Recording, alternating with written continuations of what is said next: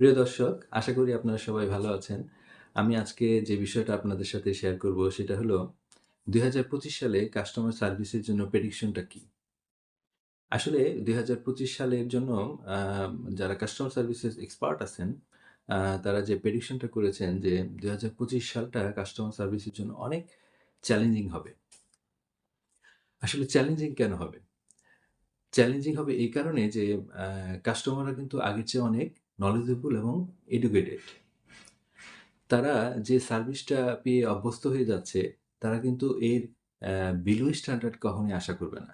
তারা সবসময় চাবে যে, যে সার্ভিসটা তারা পেয়ে অভ্যস্ত, তার চেয়ে একটা হায়ার স্ট্যান্ডার্ডের সার্ভিস পেতে।